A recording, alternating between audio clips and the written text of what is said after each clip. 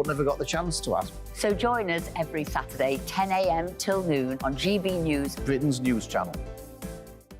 Hi, I'm Dan Wootton. You can watch me live on GB News Monday to Thursday from 9 p.m. And did you know that you can also watch and listen live on our website, gbnews.com?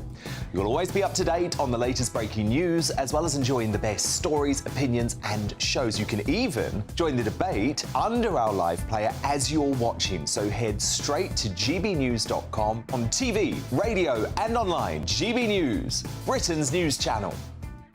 It's all about family, being in people's living rooms, all the interaction and getting to know who our viewers and listeners are. When I was young, my dad used to say, Nana, stop arguing. I wanted an outlet that would enable me to give my opinion. People are going through a really hard time right now, and I know that you don't feel like you're being listened to by the establishment. I came to GB News because it's the people's channel, and I want the audience to have their say on the events of the day. We're dynamic. We do something different. Democracy shows that the wisdom of the nation is in its people. I get to travel to find out what the story is from a personal perspective. The British people aren't fools. We know when we're not being told the full story. We've got to work out how Britain moves forward from this. It's the best country in the world. The establishment had their chance. Now we're here to represent your views. Britain's watching. Britain's watching. Britain's watching. We're proud to be GB News, The People's Channel. Britain's news channel.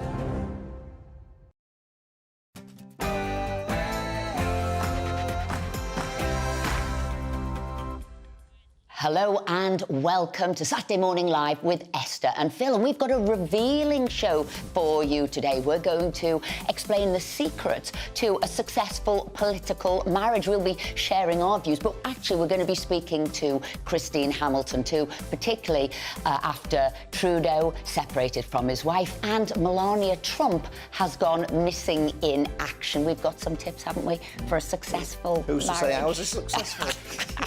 You can be the judge of that. We're also going to be discussing NHS and the attempts by the government to get the waiting list down. They're going to use spare capacity in the private sector to get those waiting lists down, something that also the Labour Party support. The question is that just common sense that should have been done ages ago, or is this privatising the NHS by stealth? We'll be having that discussion. And some figures out this week that 1.4 million people, obese people that is, can't get life insurance. We're asking, is that right? Or some who can have to pay a lot more. We'll be speaking to Steve Miller, host of Fat Families, to see if he thinks it's fair. And now I know it's the biggest clue ever that you're getting old, that the police officers look young, but is this not the most ridiculous photo you've ever seen in your life?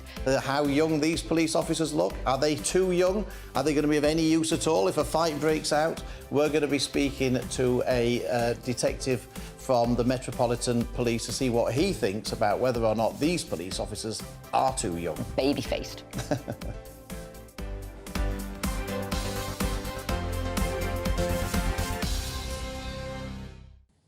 And of course, we want to hear your views. So if you want to get involved in the show, email us your comments at gbviews@gbnews.com and we'll read out as many as we can throughout the show. But before all of that, here's the news headlines with the wonderful Ray.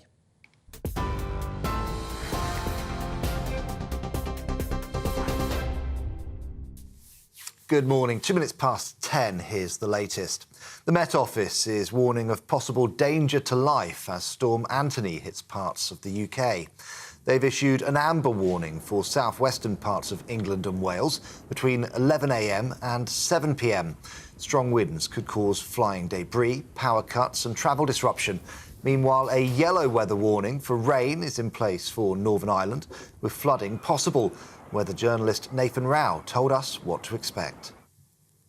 Speeds of this storm, Storm Anthony, are expected to be around 75-mile-per-hour gusts on the coasts and 55-mile-per-hour inland. It's not the strongest storm that we've seen, but because of the time of year, the trees are all in full leaf and it's holiday season, the schools are off, and where it's going to be hitting, the impact of this storm hitting today is likely to be greater than had the same sort of thing happened later in the year. The Bank of England's governor says he supports calls to ensure interest rate rises are passed on to savers. Speaking to the newspaper, Andrew Bailey said a failure by banks to do so raised a question about fairness to customers. The comments come as the Financial Conduct Authority warns it will take action against banks and building societies that are unable to justify offering low savings rates. Yesterday, the central bank raised interest rates to 5.25%. That's the 14th rise in a row. Well, in the US, Donald Trump has described claims that he plotted to overturn the 2020 election as an act of desperation by President Biden. Last night, prosecutors warned a judge that Mr. Trump may be seeking to use evidence to target witnesses after he posted to social media, quote, "If you go after me, I'm coming after you." Speaking at a Republican event in Alabama, the former US president described the allegations as fake and said he was being targeted for political reasons. They file an indictment, we go way up in the polls. We need one more indictment to close out this election. One more indictment, and this election is closed out. Nobody has even a chance. A Russian tanker has been damaged after it was attacked by a sea drone. Russian media reports that the SIG vessel was targeted by Ukrainian drones as it approached the Kerch Strait near the strategic bridge that links Russia with occupied Crimea. The attack comes after Ukrainian ports were pummeled by Russian drone strikes, for which Kyiv has threatened to retaliate. England's Children's Commissioner says a shortage of foster carers will get worse without more investment. Dame Rachel de Souza says nearly 3/4 of people who complete a fostering form do not go on to look after children. She warns that bureaucracy may be a problem and is urging the government to run a national campaign to make it easier to become a foster carer. A review last year called for £2.6 billion of new spending on children's social care over 4 years. Children's Minister Claire Coutinho insists the funding is not falling short. Well, UK Scouts are abandoning their campsite in Seoul and moving into hotels following concerns over an ongoing heatwave in South Korea. British scouting organisers decided to pack up their teenage participants and leave the World Scout Jamboree site. It comes after temperatures reached 34 degrees, causing at least 600 youngsters to be treated for heat-related ailments. This is GB News across the UK on TV, in your car, on digital radio and on your smart speaker by saying, play GB News. Now let's get back to Esther and Phil.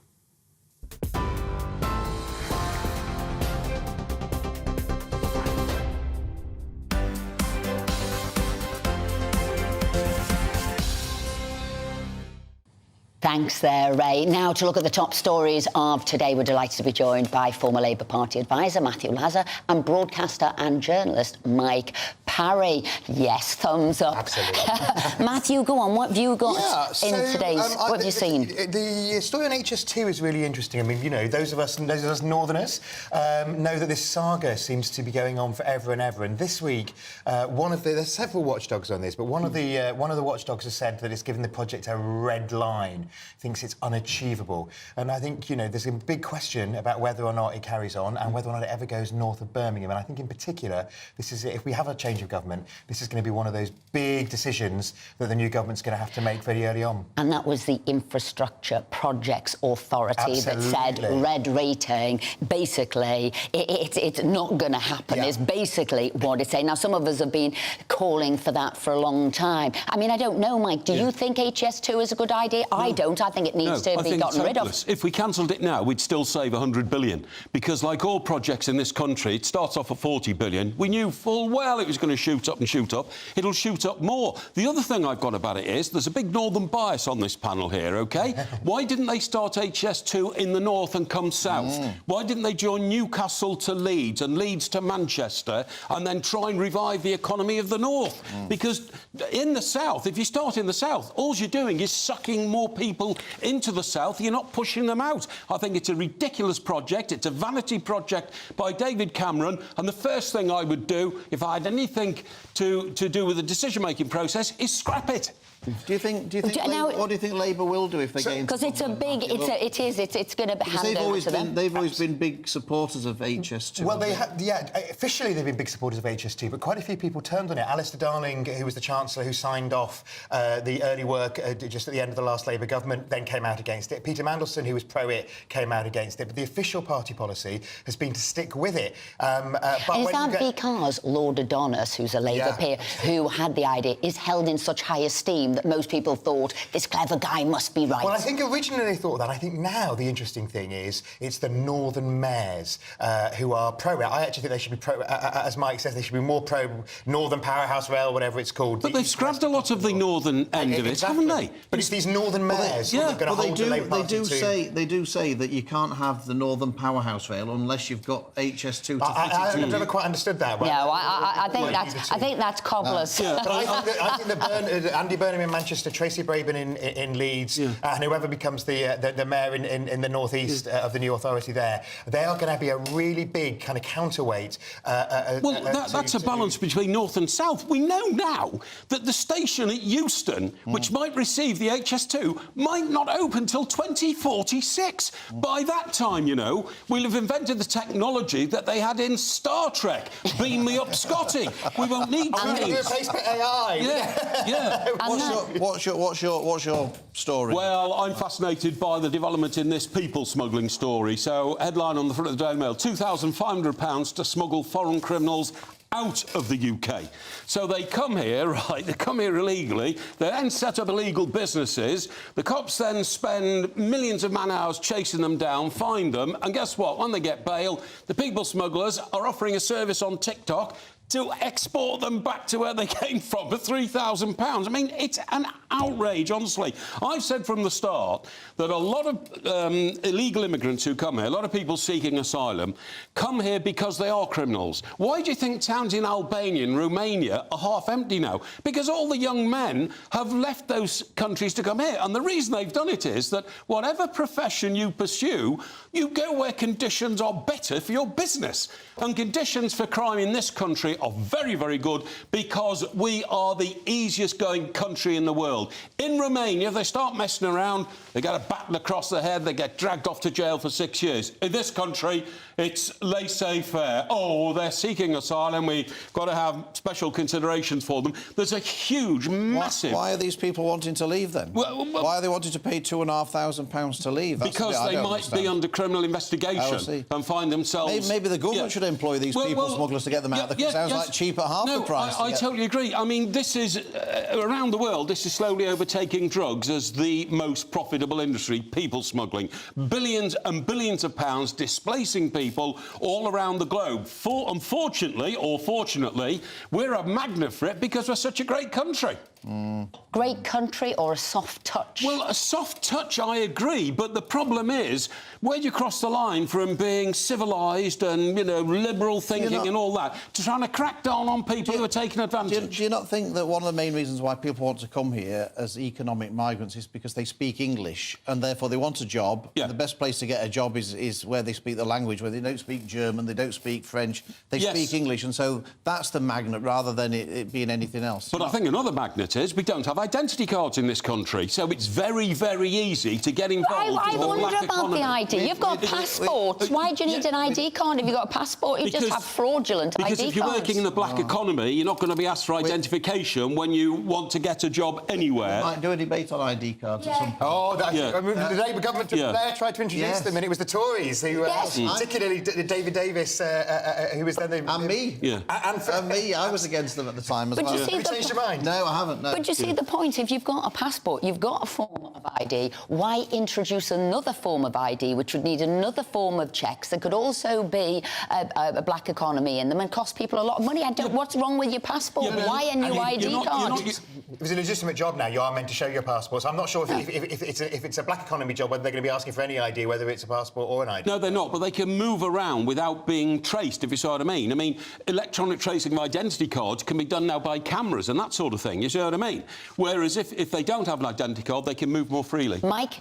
Matthew, we got off to a cracking start there, a feisty start there. Absolutely. Thank you. You'll be back with us at 11 o'clock with more stories from the papers. We want to hear from you, the viewer, too. What do you think of what we've been talking about? Now, look, more private clinics will be used to help achieve the Prime Minister's pledge to cut the NHS backlog. 13 new community diagnostic centres will be opened across England to carry out an additional 742,000 scans, checks and tests every year. 8 of the new centres will be operated by the private sector. All those services will be free to patients. The new clinics have been sparking fears about the health service's future. Is this common sense or is this privatising the NHS by stealth? Well, joining us now to discuss this is GP at the same day doctor, Dr Lawrence Gurlis. So, Lawrence, it seems the Labour Party want this, the Conservative Party wants this, and it's to use the spare capacity in the private sector to get down those NHS waiting lists. What do you think? It's a good idea. I mean, I don't want to use the old cliche about a sticking plaster, because I think for once this is an idea that, if followed through, might actually work. There should be much better cooperation between the NHS and the private sector. We've been talking about that for a long time. There are a lot of people who, as you say, will raise their arms in the air and scream privatisation. It isn't privatisation. Everything will remain free at the point of use. There's nothing wrong with using private providers to assist the health service, because there is spare capacity. And by heavens, we need that capacity because of the waiting list being so long. The idea is good. It will take a while to get going. As you know, there are excess deaths at the moment, mainly from cancer and heart disease, and they're going to focus on getting better diagnosis so that the patients aren't dying in excess numbers as they are at the moment. Lawrence, the Health Foundation earlier this year said that using the private sector would only have a limited impact on reducing waiting lists, and it was no substitute for addressing the staff shortages, the issues of social care and things in the NHS. Would you agree with them about that? All of those things are true. Social care is still the biggest problem in hospitals, getting patients discharged. That I agree with. The other issue that they've raised is that if you have more CT scans and ultrasounds, there's a shortage of radiographers and radiologists. So yes, it's the same as the Nightingale hospitals, which were a great idea, but there weren't enough staff. So in itself, it's not a solution. We've also got to remember the Darzi centres of the Labour government, which were very similar but failed.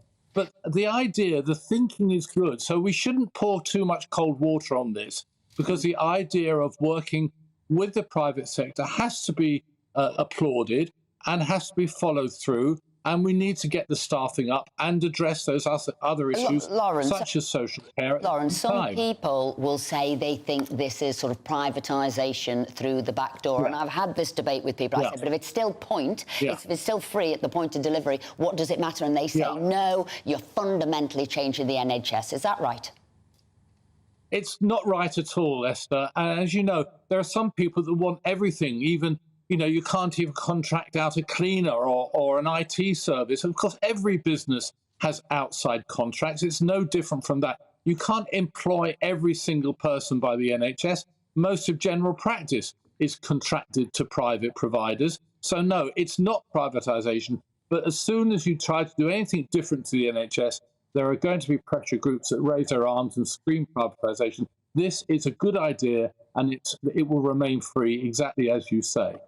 Dr Lawrence Gurlis, thank you very much indeed for joining us this morning.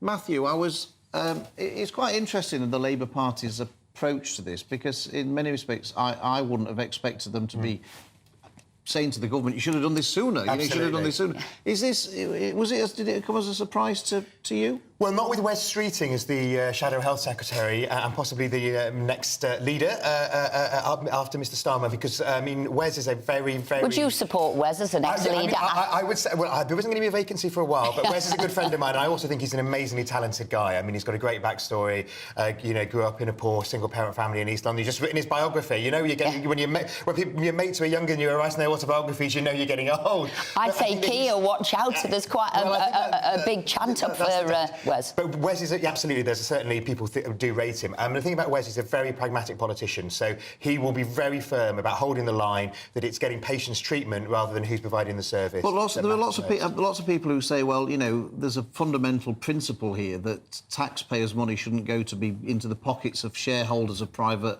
health companies, and that, you know, they're motivated by a desire for profits rather than giving the best treatment to their patients. Is that view not widely held anymore in the Labour Party? Well, I think it's held by quite a lot of people, and I think that Wes has a political battle to hold off the unions in particular who are against any form of what they regard as privatisation. I think what's interesting about these new clinics is quite a lot of them aren't being run by private companies. They're being social enterprises. They're groups of doctors setting up and running them. So I think that, you know, I mean, particularly with the remaining huge waiting lists, backlog of waiting lists after COVID, it'll be a case of getting anything done. Because I think the big danger for Labour in power is that people get very, you know, with Labour as the party of the NHS, is that people are worried that Labour seem to be on the side of the producer, not the patient. What do you think, Mike? Do you think that this is privatisation by stealth and the government should avoid it, or do you think this is just common sense to get the waiting list down? Well, I think at the end of the day, the most important thing is how efficient does the system work for the patients who need it. A member of my family has just had quite a big medical procedure and paid £15,000 for it because it was going to be a waiting list of 18 months and the condition started to deteriorate, OK? Now, generally speaking, and I will make an exception for water companies, generally speaking, the private sector works better than the public sector, in my experience, because they're better at organising things and doing things. And what I think the answer is, and I've been trying to say this for years, is you've got to pull the National Health Service funding model apart, because so much of it is very wasteful, too many middle managers, too many sites on which the hospitals are kept. Pull it apart, rescue the money that's there that's being wasted, and give that to people who can provide a good and efficient service. And remember, it's always the patients that you should think of first. Of course. Mike, Matthew, you'll be with us again later, I tell you. Thank you. And tell us what you think about that. Do you think this is common sense? Do you think it's privatisation by stealth? We'd love to hear your views. Email us GBviews. And I've done a Twitter poll as well, so as soon as that comes to an end, we'll reveal the Twitter poll as well. Anyway, coming up, we'll be discussing the politics of marriage. That certainly won't be one to miss. Ours as well. And as ever, tell us what you think, as Phil said there. GBviews, gbnews.com. What you get for breakfast is something that, if we do our jobs right, you will wake up to news that you didn't know the night before. It's a conversation. It's not just me and Eamon. We want to get to know you, and we want you to get to know us. From 6 is Breakfast with Eamon and Isabel. Monday to Thursdays on GB News, Britain's news channel. Westminster is going around in ever-decreasing circles, followed by the media. Britain is broken. How on earth did we get into this mess? But more importantly, how do we get out of it? Join me at 7 p.m, Mondays to Thursdays on Farage, here on GB News. We will have open, rational debate. We've got to work out how Britain moves forward from this. Join us here on GB News, the People's Channel. Britain is watching. When the news happens, it happens here. And really important breaking news. Breaking news this morning. On TV, radio and online, the news starts here on Britain's Newsroom. All the biggest stories and the answers that you need from across the UK and beyond. Join Britain's Newsroom from 9:30 on GB News. The People's Channel, Britain's news channel. Join me, Patrick Christie's Monday to Friday, 3 till 6. We tackle the day's news agenda like you've never seen before. It's high tempo, high octane, the most controversial topics and the best guests. You will not be able to take your eyes and ears off it. I'm not afraid to ask the questions that you really want answered. 3 till 6 p.m, Monday to Friday on GB News, the People's Channel, Britain's news channel. People in Britain, they love free speech, but they also love fair play. I don't care if I'm speaking somebody from a trade union, from the Labour Party, somebody from the SNP. And I think the viewers like to see that actually we can challenge one another, but in a positive way. We think we ask the questions that people want to ask, and often we ask the questions that we wanted to ask in Parliament but never got the chance to ask. So join us every Saturday, 10 a.m. till noon on GB News, Britain's news channel. Hi, I'm Dan Wootton. You can watch me live on GB News Monday to Thursday from 9 p.m. And did you know that you can also watch and listen live on our website, gbnews.com. You'll always be up to date on the latest breaking news, as well as enjoying the best stories, opinions and shows. You can even join the debate under our live player as you're watching. So head straight to gbnews.com on TV, radio and online. GB News, Britain's news channel. It's all about family, being in people's living rooms, all the interaction and getting to know who our viewers and listeners are. When I was young, my dad used to say, "Nana, stop arguing." I wanted an outlet that would enable me to give my opinion. People are going through a really hard time right now, and I know that you don't feel like you're being listened to by the establishment. I came to GB News because it's the people's channel, and I want the audience to have their say on the events of the day. We're dynamic. We do something different. Democracy shows that the wisdom of the nation is in its people. I get to travel to find out what the story is from a personal perspective. The British people aren't fools. We know when we're not being told the full story. We've got to work out how Britain moves forward from this. It's the best country in the world. The establishment had their chance. Now we're here to represent your views. Britain's watching. Britain's watching. Britain's watching. We're proud to be GB News, The People's Channel. Britain's news channel.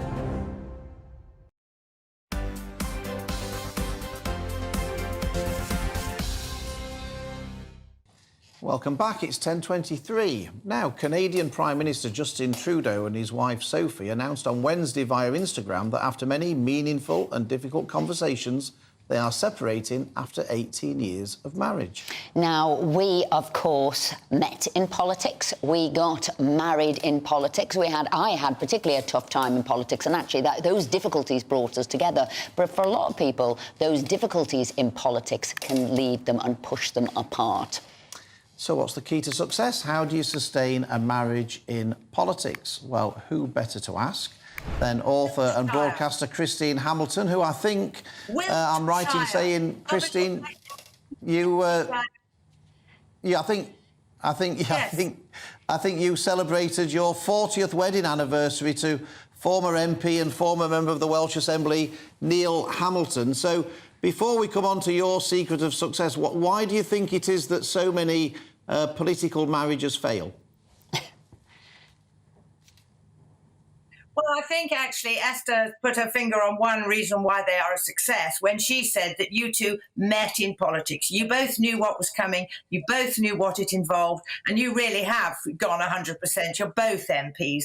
But if you know what you're marrying, you know you're marrying a political animal, you are prepared for the political life, which is not an ordinary life, then I think it makes it easier. And I think in the British context, the marriages that tend to go wrong, the political marriages, are where the wife usually marries what you might call a normal person and then realises, they're not normal. They are wedded to politics. And I think that is where a lot of problems arise. But, you know, I worked with Neil. We actually met when we were 18, so we've been together longer than our 40 years. But I threw myself in at the deep end. I was working in the House of Commons when we got together. It's not a problem. But I think political marriages are difficult because politics is demanding. Now, we have no idea why the Trudeaus have split up yet, do we? Except that they're just not getting on very well. There could be 1,000,001 reasons, but I mean, it's tough. It's tough. And I wonder why they've split up now. I mean, he's got another election to fight. Maybe they want to get it out of the way before the election in whatever it is, 2025. But it's, who knows? He is the child of divorced parents, of course. The only other Prime Minister to divorce in office was his father and mother. But you did hit on a point there. In a radio interview, he said a couple of years back, you know, the ups and downs of marriage, and that led to speculation whether he was having affairs. He clarified it and he said, no, she hates my job and hates me for loving it. And that normal person marrying somebody who's consumed by politics can push them apart. Here he is. But what did you think of that Instagram post? Meaningful, difficult conversation. We'd like to share this with you. Well, this is the modern way, isn't it? But you'd think he was old enough not to do that. Of quite extraordinary to announce your separation on Instagram, I thought. Meaningful and difficult conversations. I mean, we have those all the time, don't we? Everybody does it. It's part of life, meaningful and difficult conversation about all sorts of things. I found it very peculiar, but that, that's the modern way. What do I know about it? But what one has to remember here, as is so often, that there are kids involved and they are not very old. They're young teenagers and one of them is even younger. So to have your parents separate anyway is bad enough, but to have them do it in the glare of publicity must be terrible. So, I mean, they ask for privacy. You can't have privacy when you're a public figure. You can't. If you're in public life, your life is public. And if you divorce, people are going to speculate. Of course they are. Now, I mean, it's there's all quite sorts strange. She's moved out of the house. Justin and the children have remained there. They say they're going to share the ownership of the children, be there in holidays. That all seemed peculiar as well. Well, allegedly, there are rumours that she actually moved out quite a long time ago, a couple of years ago. They haven't been living as a proper married couple for a long time. One rumour going around is that because she set up her own business in communication services, whatever that is, she is now doesn't have to be subject to the Conflict of Interest Act, so she doesn't have to declare what's going on. She doesn't have to make any financial declaration. My guess is there may be all sorts of other things, maybe other people involved. I should think she's just fed up with the political life and she wants to have her own life. On Meghan's podcast as well, wasn't she? I didn't know that. Well, there you are. If she's gone on Meghan's podcast, that's a mega statement, isn't it? So Christine, I was struck by what you said earlier about, people who get married to somebody who's normal before they become an MP and find it difficult. And I can relate to that because I got married when I was working for Asda and I got divorced after being in Parliament for a number of years. And so I can sympathise with that. That analysis. I just wonder, we've got a general election coming up relatively soon. What advice would you give to a newly elected MP or the spouse of a newly elected MP after the general election as to what they can do in order to keep their marriage a success and it doesn't fail? Well, there's three sorts of spouse, in my view. There's the ones like you get completely stuck in, and like I was, completely stuck in and worked for Neil throughout. That's the best, I think, because you understand, you know all about late nights, you're not suspicious, etc. Then there's the ones who do their own thing. They could be whatever. They could be a nuclear scientist or run a business. They just get on with their own life, and when they meet, they meet, and when they don't, they don't, and they don't worry about that. But there are the ones who want a normal life, and you cannot have a normal life if you're married to a politician. It's impossible. So those are the ones. I mean, my advice would be, Elena, to anybody, frankly, be very careful who you marry, because If only I'd spoken to you before, Christine, if only I'd spoken to you before. But one final point, what about Melania Trump? What about Melania Trump? She seems to have disappeared from Trump's side. Not at the court cases there, not on the campaign trail. Is she clearing off as well? Well, who knows? You're quite right. We haven't seen her for ages, have we? And she often looked pretty glum anyway. I mean, I think Melania is an example of I've just got to grin and bear it. But poor Melania, I mean, I don't know how she's put up with it all these years. And if she's now got to go through all the court case business, my guess is she has a totally separate life and she gets on with her life and Donald gets on with his. But I mean, talk about normal people. Donald Trump is not normal by any yardstick. But, marriage is a lifelong commitment, or it should be. And I just wish people would, first of all, think before they get married. Is this really right? And then if they would just remember their marriage vows every so often, once a week would be quite good. Once a day might be even better. Just remember what you promised and stick to it. It's Christine, not rocket science. Christine, thank you very much indeed. I've got your book here, which I'll be reading tonight, for better or for worse. I don't know if I got more of the for worse than for better, but what can I say? That's for another time. Now, look, Just think, you've got 40 years of marriage to me.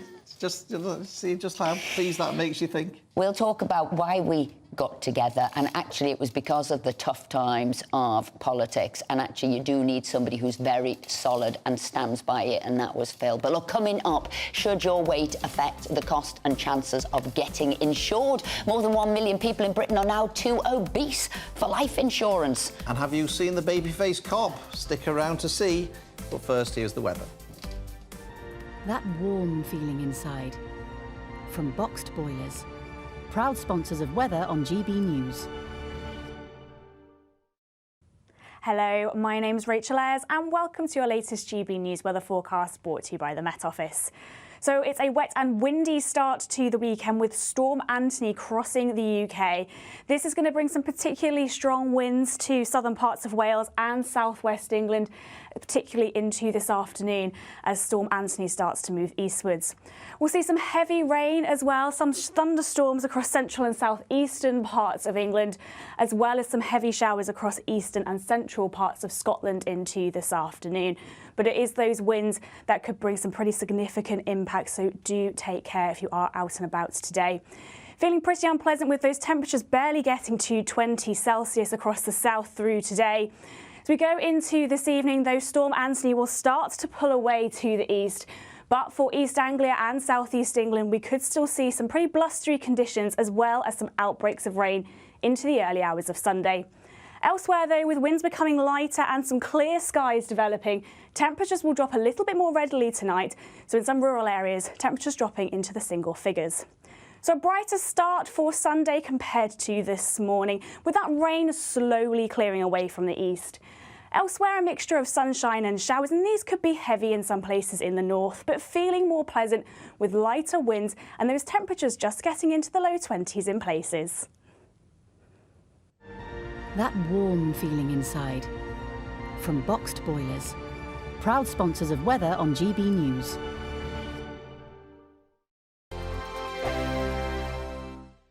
The Live Desk with me, Mark Longhurst. And me, Pip Thompson.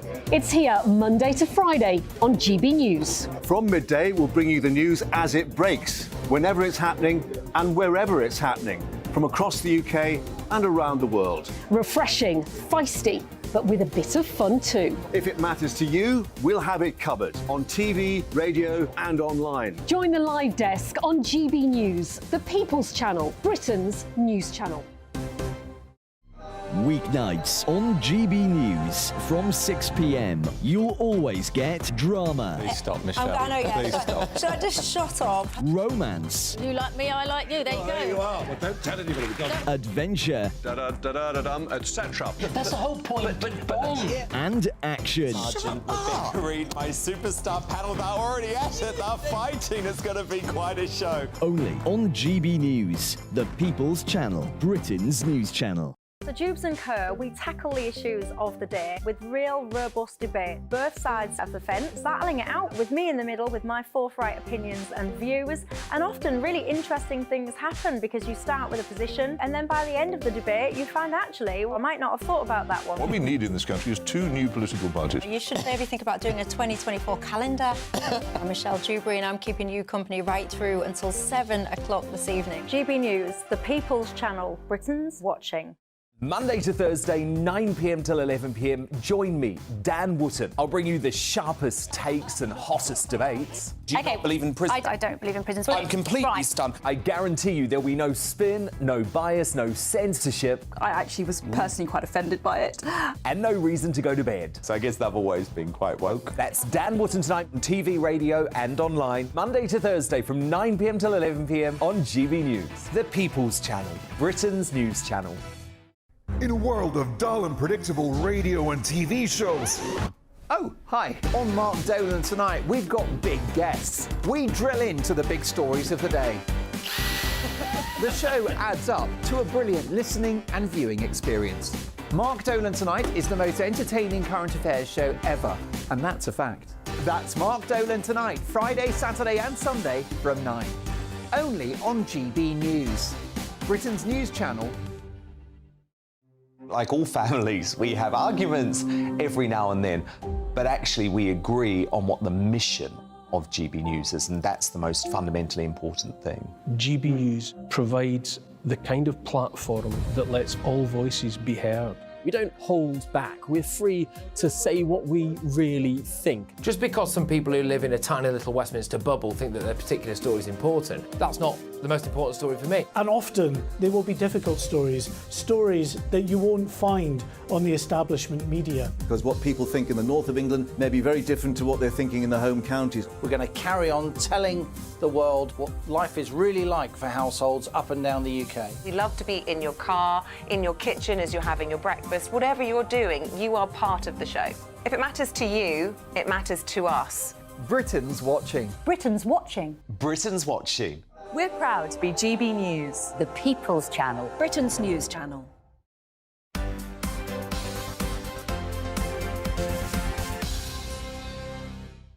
Welcome back to GB News, whether you're watching it on TV or listening to it on radio. The time now is 10:37. Lots of you have been getting in touch. Yes, we had the debate about using the NHS, the private sector in the NHS. Peter says the NHS using the private sector I support. However, the private sector should not be allowed to use NHS staff that are on strike. Otherwise, the strike will go on forever. And Harry says the underlying agenda of government is to privatise the NHS. And itself provide the very basic necessary treatments. These strikes by doctors, nurses is a godsend. Government would slowly let the NHS slip into the hands of private providers in the name of huge waiting lists. I work for the NHS and I can guarantee that I would not get the treatments myself that I am now providing to my patients. It's very crafty, says Harris. We're also talking about ID cards. Amy on ID card said, Esther and Phil, we all have NI, National Insurance cards, put our photos on them and jobs are good 'un. And Billy on ID says, you just said it already, you've got passports. That's what I said, wasn't it? So why do you have another layer of identification? The reason is these illegal migrants throw away their passports, give them a temporary ID card, and then you could track them. Well, you say that, why wouldn't they just throw them away as well after their passport? Keep your views coming in. We've got some there on marriage. We'll be talking about that a little bit later as well, our marriage. And a new analysis reveals that more than 1 million people in Britain are now too obese for life insurance. Without life insurance, it's difficult to secure a mortgage or large business loans. And even for fatties who can get cover, they face paying up to 2.5 times more than other customers. So is that fair? Should your weight affect your finance? Well, joining us now to discuss this is the former presenter of Fat Families, Steve Miller. Steve, thanks ever so much for joining us. So what do you think about this? Is this a perfectly reasonable thing for insurance companies to do, or is this unfair discrimination? Well, first of all, you've changed position. It's like looking at Richard and Judy. Do you know what I mean? The Richard and Judy of telly.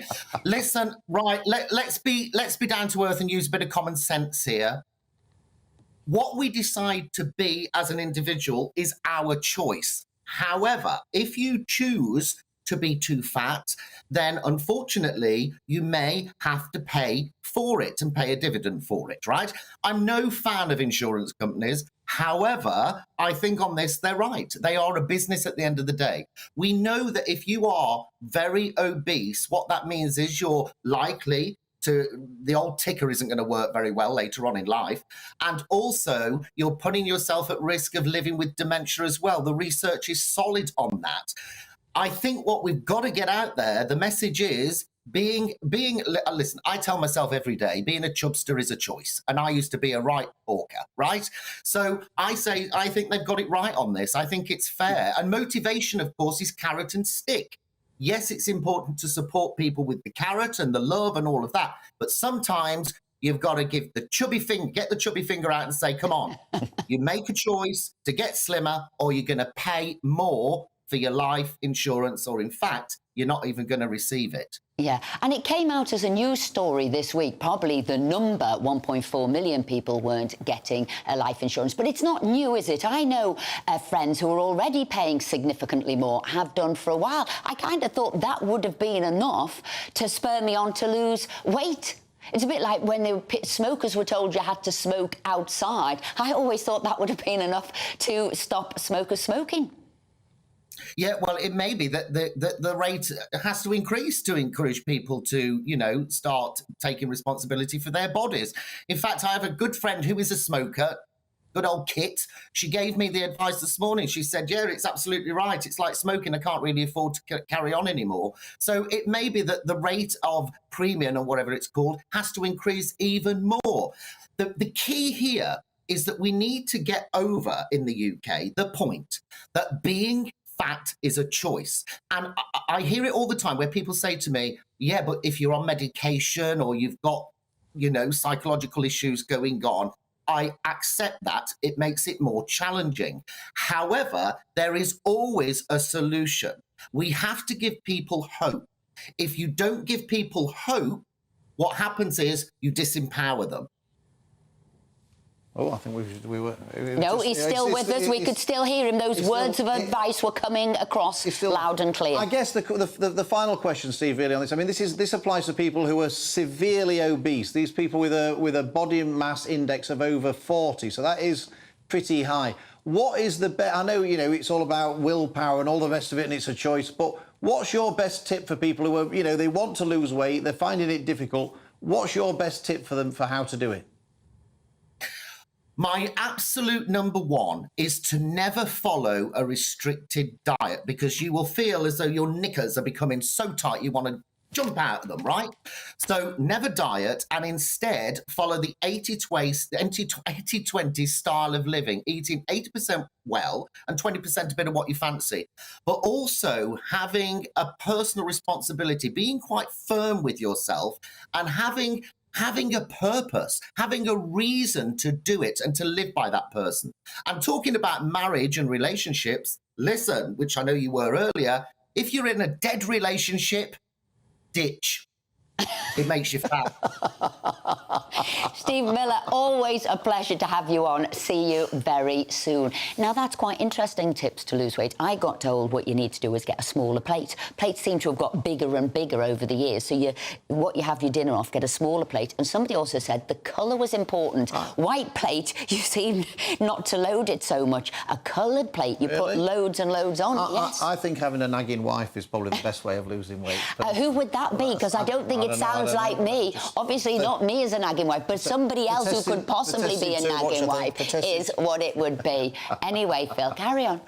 Anyway, Co-op chief Matt Hodd has warned people not to encourage shoplifters. He said that allegations of profiteering by supermarkets have given a green light to shoplifters and led to more assaults on shop workers. Co-op's recently released figures showed police did not respond to more than 70% of call-outs over serious crimes in its stores, despite shoplifting and antisocial behaviour being up 35% from last year. So is criticising high prices in the supermarket giving encouragement to shoplifters? Well, joining us now is Public Affairs Director at the Co-op, Paul Gerard. Thank you for joining us this morning. So do you think this narrative that took hold about the profiteering and greed inflation, do you think that then became an excuse? Supermarkets were baddies and it was a new day of sort of a Robin Hood to go in there and take what they wanted off the shelves? I think. First of all, morning, Phil. Morning, Esther. I think the problem with that narrative is that what's driving this isn't people who are struggling to make ends meet because of the cost of living crisis. And indeed, I would note that the CMA reported a week or so ago that there was no evidence of profiteering by supermarkets. But the problem with that kind of narrative is it gets away from the truth. And the truth is that 35% increase that you referenced there, Esther, that's 1,000 incidents every day in Co-op stores. That's not driven by people struggling to make ends meet. That's driven by organised crime. That's driven by people targeting our shops for stealing large volumes of product for resale. Can I just get that number again? 1,000 incidents a day. Is that just in your shop, or is that or the Co-op shop, or is that across every shop? That's just your shops? So just in our 2,500 stops nationwide, we are seeing 1,000 incidents a day. That's 35% up. And the ONS, the Office for National Statistics, reported about 2 weeks ago that there's been a 25% increase in shoplifting across all stores. So the 1,000 is just us, but if you speak to any retailer, you'll get the same picture. And as you're saying this is criminal behaviour. It's nothing to do with not being able to afford your shopping. This is criminal behaviour. It absolutely is. Of course, there are people who will steal because they are struggling to make ends meet. That's always happened. But that 35% increase is driven by, for example, I can think of a store in London where 3 masked men jumped the kiosk 2 or 3 times a week in order to clear out the cigarettes, the spirits, all the expensive things into large bags. I've seen footage and spoken to colleagues where people have come in with wheelie bins to put the entire meat and protein section in. People like that's not for their own use. That's to resell in pubs and clubs and marketplaces and street corners. And to do that, you've got to be working with people who can provide you that protection, i.e. organised criminality.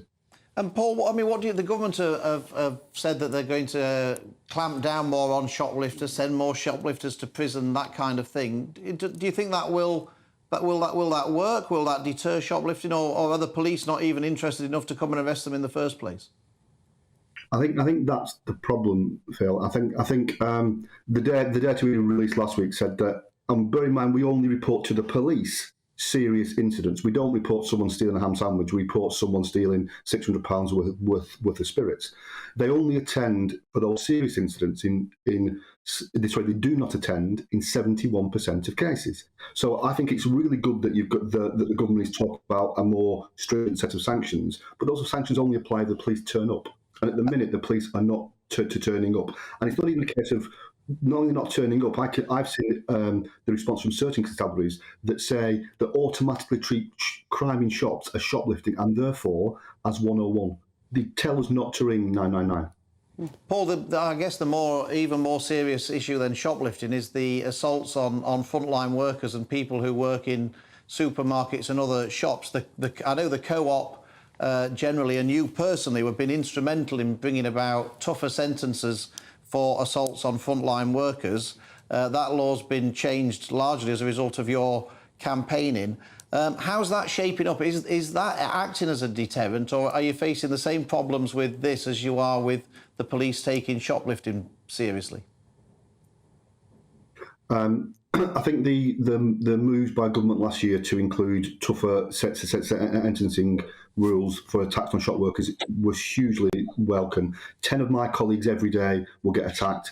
3 will get attacked with a weapon. That weapon could be a knife, it could be a syringe. I've had a colleague attacked with a medieval mace. You can imagine the physical and mental harm that's caused by such attacks. So bringing in that power is really positive. However, the government currently aren't recording how often it's used.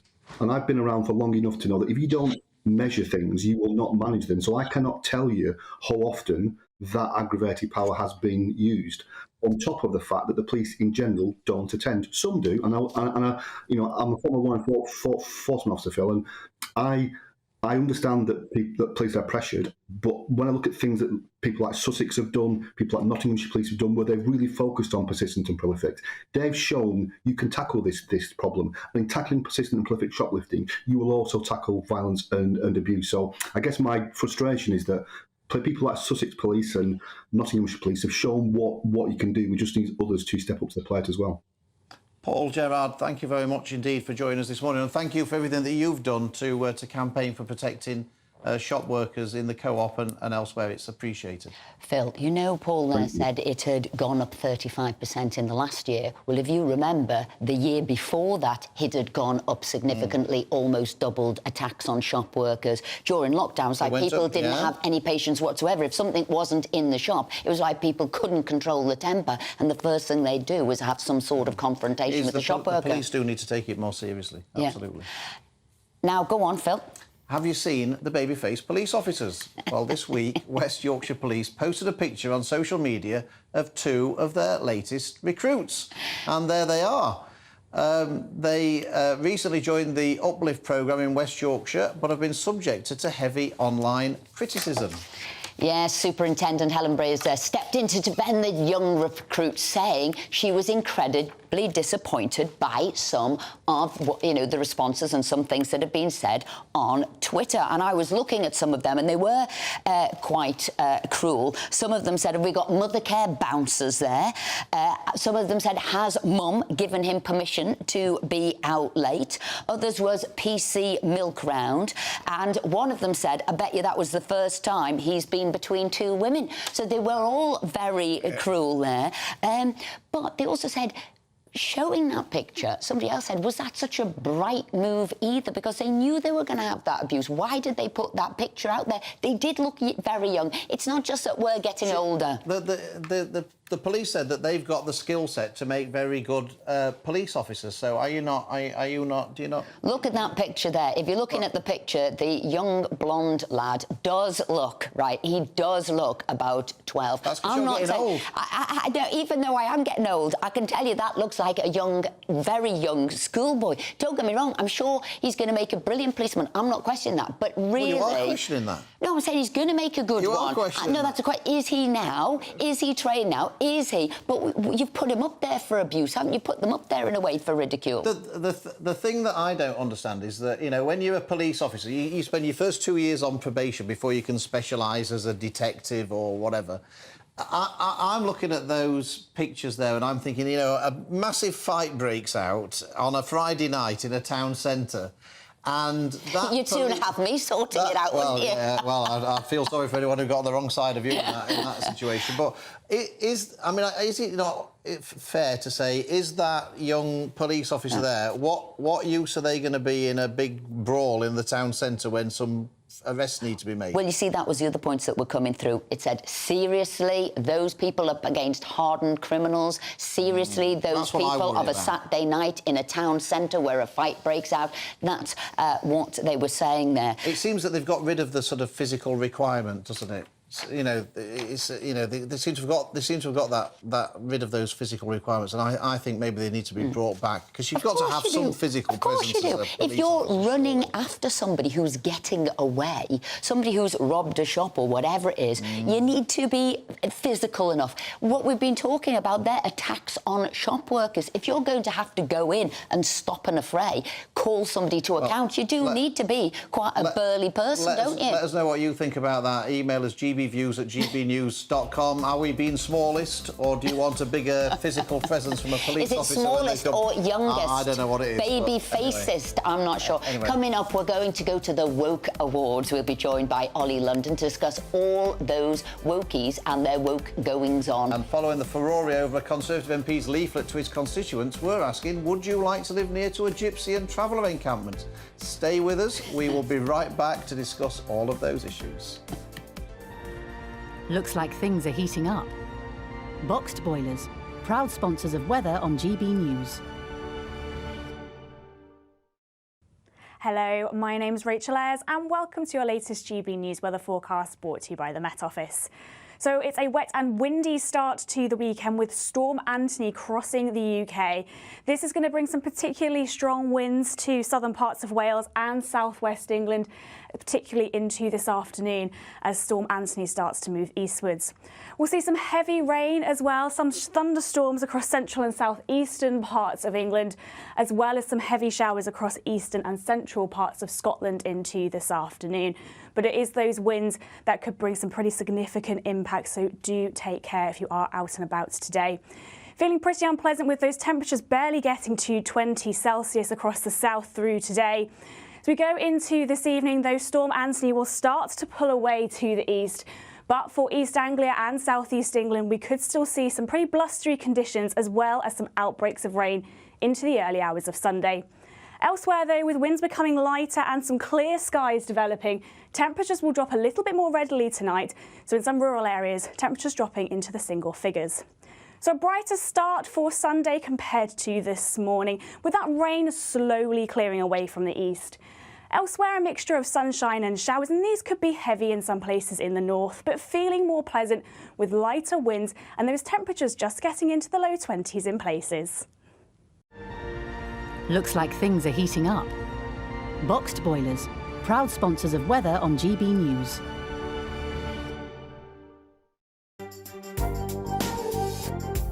Join me, Camilla Tominey, from 9:30 on Sunday morning for a cost of living special. I'll be asking former Chancellor Kwasi Kwarteng whether Trussonomics is to blame for our highest interest rate in 15 years. Sir Stephen Timms, Tony Blair's last Chief Secretary to the Treasury, will be giving me Labour's take on Britain's finances. And Roger Bootle, former Chief Economist of the HSBC Group, will be discussing the Bank of England's role in the crisis. Whatever you do, don't miss the Camilla Tominey Show this Sunday morning from 9:30.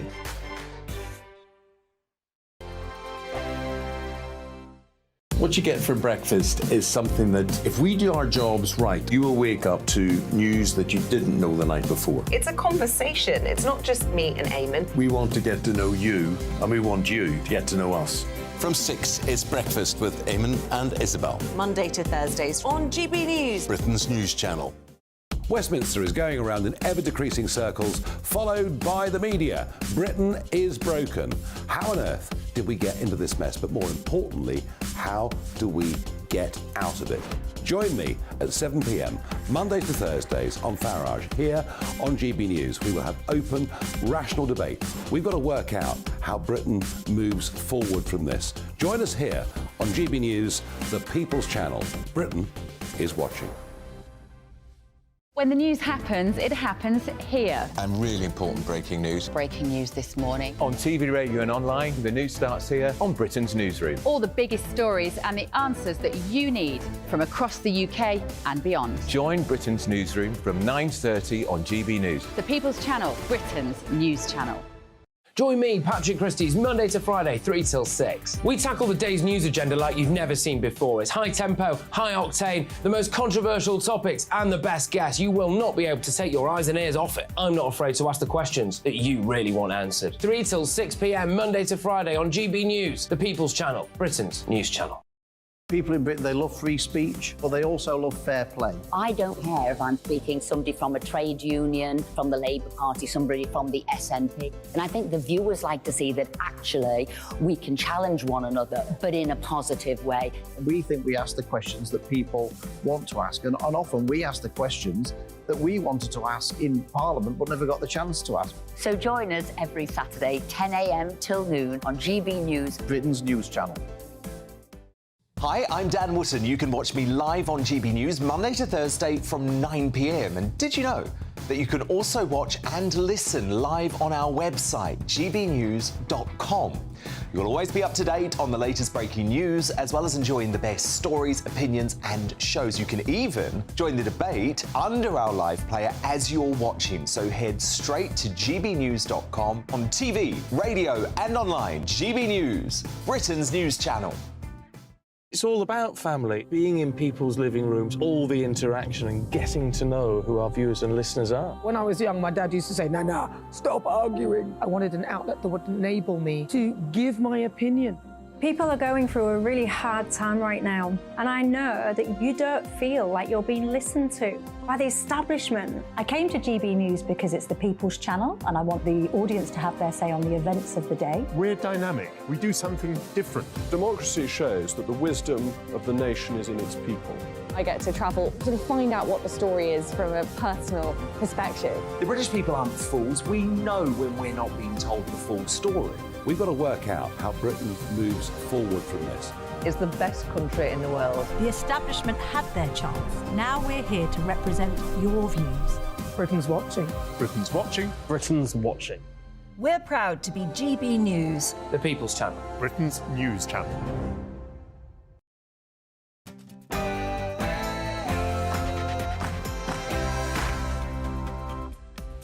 Hello and welcome to Saturday Morning Live with Esther and Phil, the GB News married duo, if you didn't know it. Now, talking of married duos, Meghan and Harry. What is going on there? You know, you cash in on the royal family and it looks like they've crashed out of it. But their relationship, is that now on a rocky footing as well? We'll be speaking to Judinta De Silva to give us a royal roundup. And a Conservative MP's got into hot water for sending out a leaflet to his constituents asking him if they want to live near to a Gypsy and traveller site as part of a consultation from his local authority. Is he whipping up hatred against a minority group, or is it the legitimate question that an MP should be asking of their constituents? We'll be speaking to Britain's richest Gypsy. And we'll be speaking to Miss GB Classic contender. Yes, 47-year-old Gina is going in for Miss GB Classic. It's open to all ladies over 40, but she'll be telling us why she's done it. Most feminists say don't do it, but she said, you know what, I've changed my mind. I'm enjoying the journey. Are you going for it?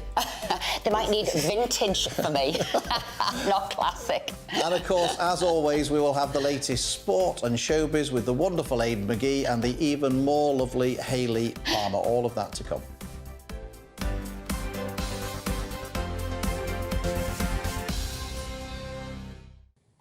course, we want to hear your views, so email us gbviews@gbnews.com. But before we get into all of that, here's the latest headlines with the wonderful and very hard-working Ray Addison.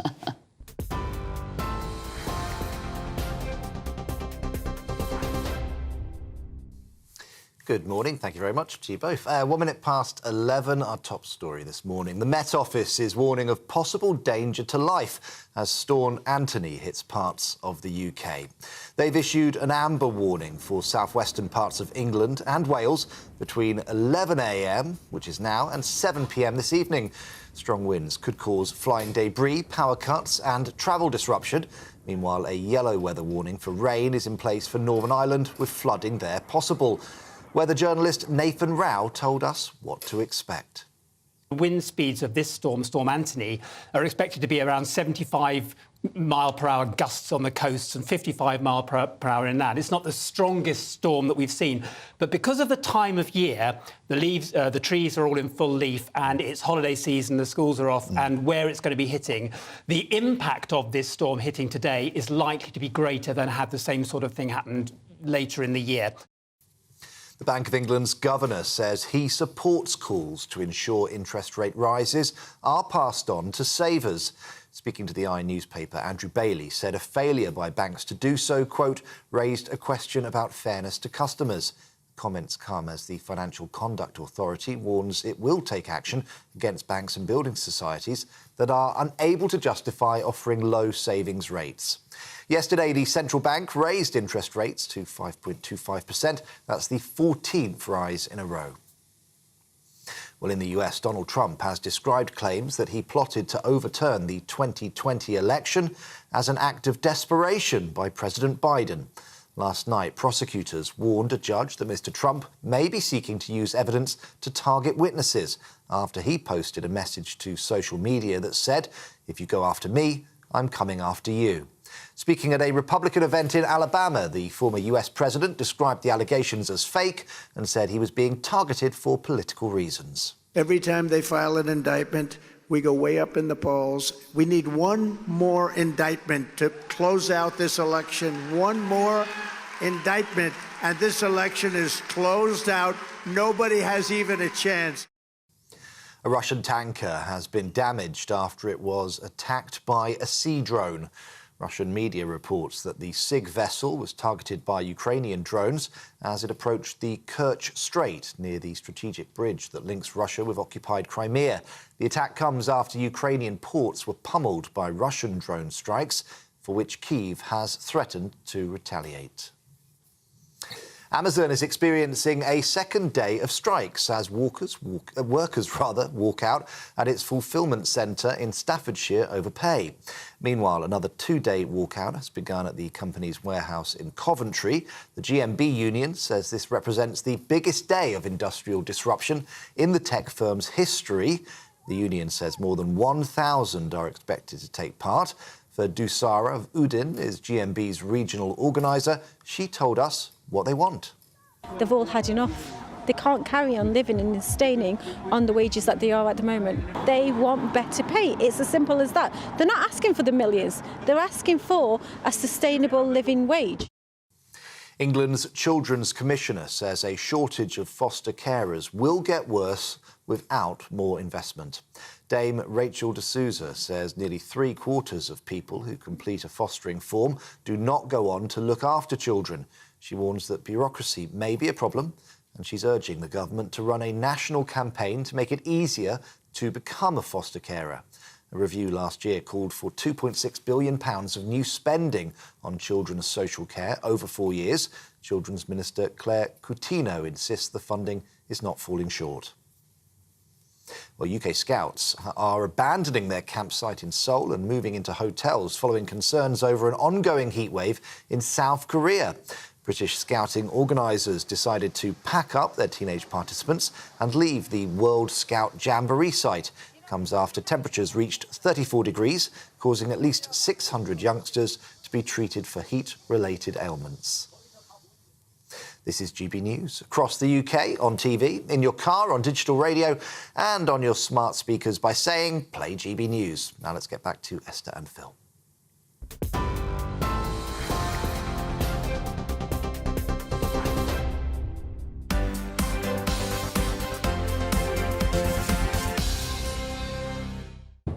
Thanks there, Ray. Now, Conservative MP David T.C. Davis has been criticised for sending out a leaflet asking if his constituents were aware a Gypsy and traveller site was coming to their area of Monmouthshire. An advocacy group said the MP's actions intended to create a hostile environment for gypsies and travellers. The Welsh Secretary has been defended by Deputy Prime Minister Oliver Dowden for his actions after the complaints Mr Davis said the location of sites was a legitimate matter for public debate. Well, now joining us down the line is Alfie Best, the UK's richest traveller and chairman of Wilcrest Parks in Essex. So, I don't know if you've seen the leaflet. I know we've got it. We can put it up on air, so if you're watching on TV, you can see it.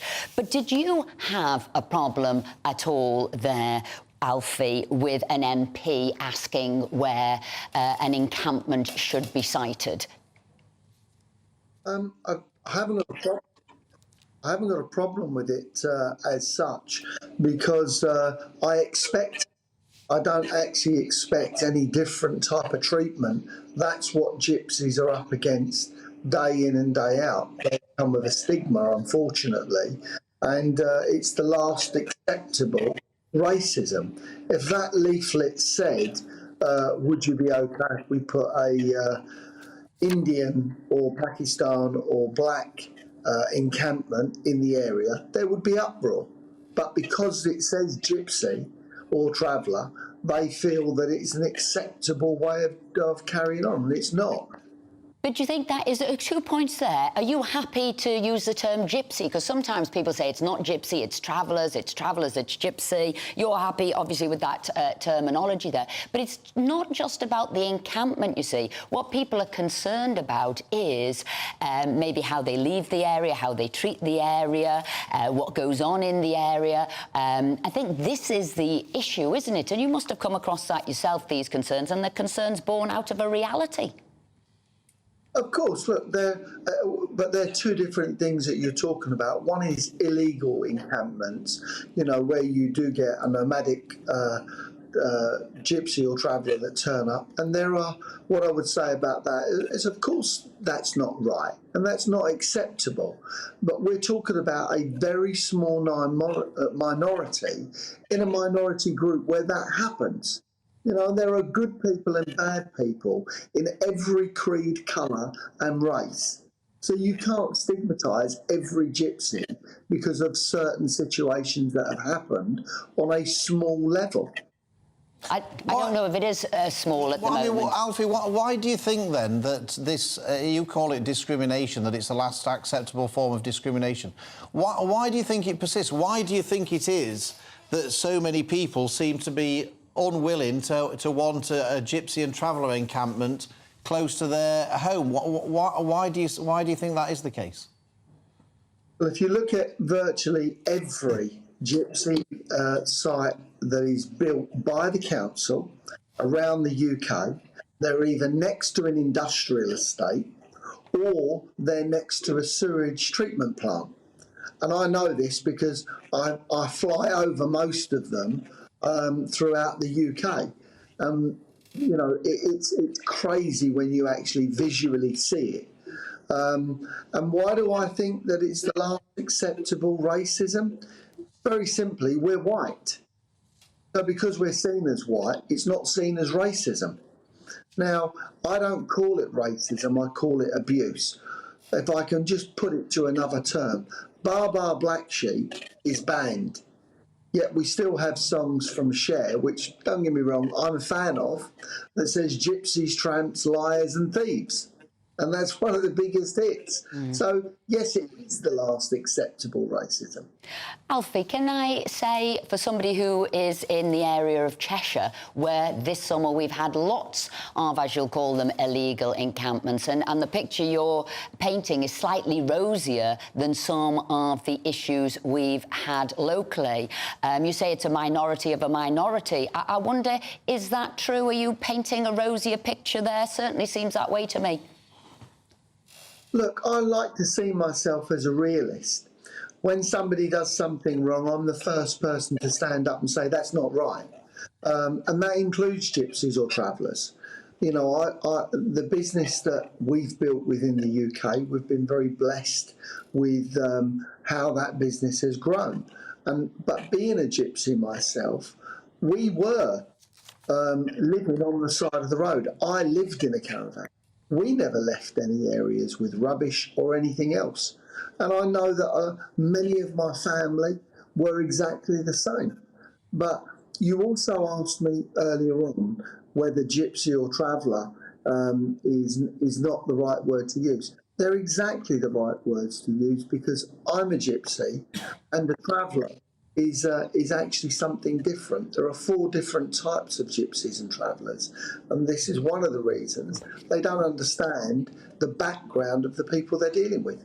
Alfie, thank you so much for joining us this morning. I know it must be very early where you are, so we particularly appreciate you taking the time to join us. Thank you very much indeed. We are joined again by Matthew Lazar and Mike Parry to go through the papers. I just wonder, before we got onto the papers, Matthew, what do you think? I mean, I've got the David T.C. Davis's leaflet here asking whether or not his constituents were aware of a consultation process by his local council. And is that a legitimate thing for him to do, or not? I think it's a very, very difficult issue because, as you guys know, whenever there's an issue about gypsy or traveller sites locally, it becomes a very, very live political issue and one where, frankly, residents pile on, very worried, concerned and hostile. So I think it's walking a tightrope to be able to reflect the views of the people that you represent, whilst also trying to take into account the issues of gypsy. And as you say, Esther, Alfie may have been painting rather a rosy portrait of some of the sites that pop up. I wonder whether somebody like Alfie would be better to sort of do the policing. If they're saying, well, that's bringing a bad name to the other gypsies and travellers, would they be the best people to say, we don't want this? I think, Mike, that David T.C. Davis might be facing a police investigation about it. Well, in this day and age, he probably will. I don't think it'll get anywhere. To start off with, there is an official title of head of the Gypsy Council in this country, so there's nothing wrong with the word gypsy, and as Alfie said there, we are gypsies, you know. On the rosy picture, what you have to say is that I can't give you specific examples, but how many times have I read in newspapers of a gypsy encampment being set up illegally on, you know, the green at a village or something like that, and when they've gone, they're left devastation, you know, rubbish all over the place, the grounds have been scarred, they left a terrible, bad social atmosphere behind them, and I can't give you the specific examples, but I read more stories like that than I do of a coming together of communities with travellers, you know? Well, I got to say, we did an online poll here about that consultation that David Davis put out. He said, would you like to live near a travellers and gypsy encampment? And this is what the viewers said. 4% said yes. Yep. 89% said no, and 7% said, well, wouldn't care either way. So that's a resounding 89% who said no, they wouldn't want to live near a travellers and gypsy encampment. That reflects mostly on the greatest fear of an encampment setting up near you. Your property values plummet. I mean, they just go down. Your house becomes unsaleable. And it's not just the ordinary people, you know, who are getting a bit scratchy about this. We read about people who have big estates and a gypsy encampment a mile away at the end of their field or something like that.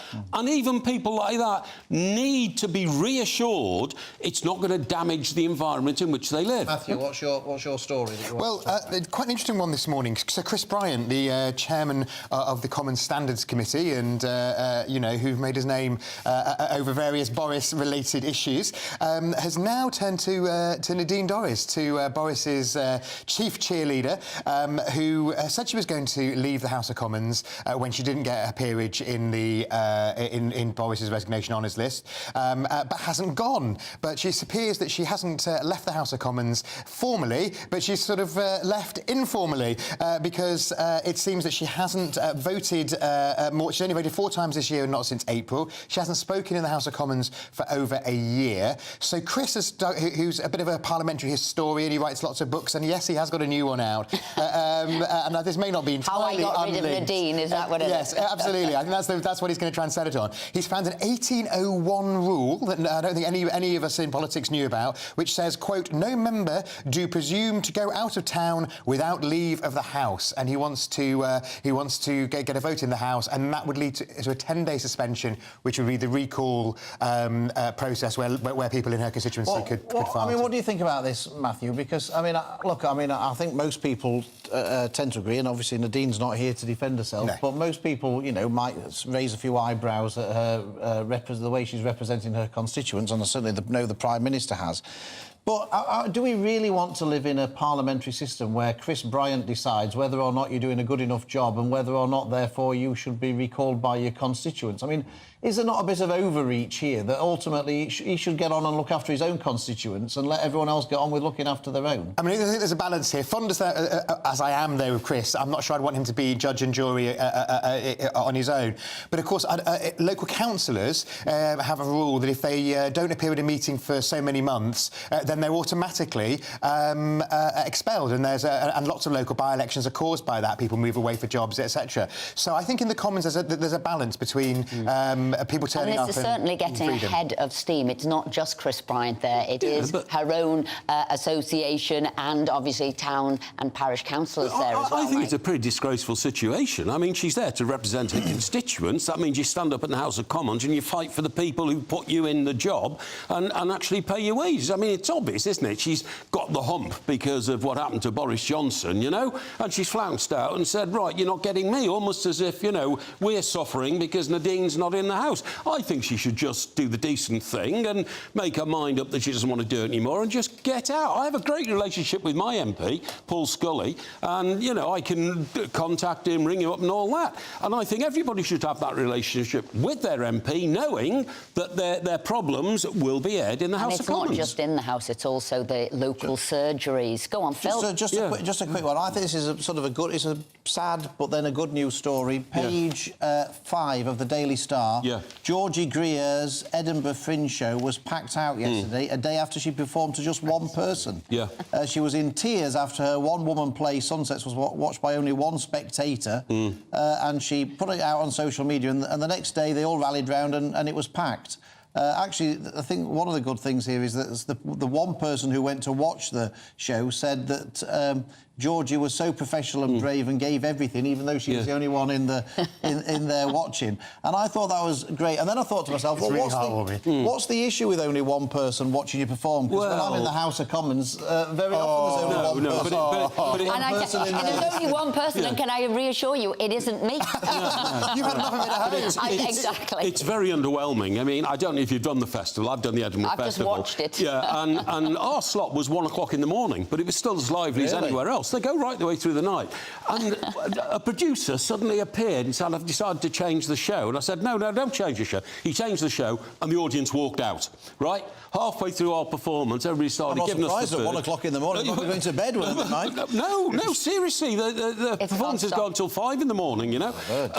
And so I went mad, you know, sacked the producer, revised the show for the next day, went round and did everything that Georgie's done here, you know, to try and got them back. But what's nice about this is that her performance venue was the snug of a pub. There were only 40 seats. There was only 1 seat filled on night 1. And then when she went public, I think it's a 40 great people turned wheeze. up. Do a tearful Twitter post and everything comes up. But I believe the guy who was giving out the flyers is in for a rude awakening. I think he took the day off and that was meant to have been the reason. He has been outed. It is the hardest job in the world, standing up in front of an audience, even if it's only one. And if it's one, you know, they're not laughing. Mike, thank you. Matthew, thank you. See you both very soon. Now, coming up, the woke list. Who has made the cut? From old favourites like Gary Lineker to topical newcomers like Dame Alison Rose, we'll be giving you the runners and riders. And we'll be chatting with Miss Great Britain contender, classic Miss Great Britain contender. But first, here's the weather.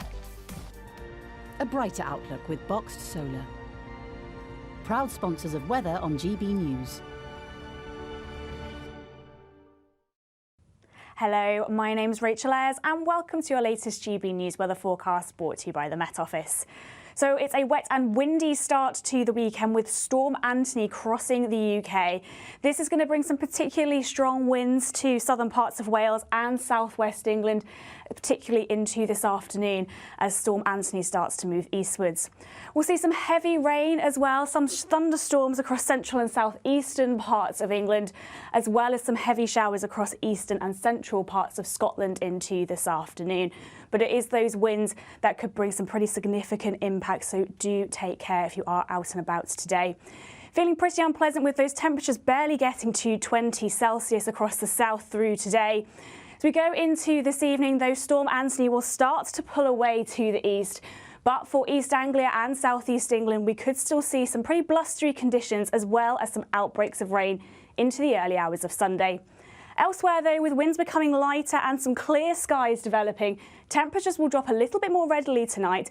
So in some rural areas, temperatures dropping into the single figures.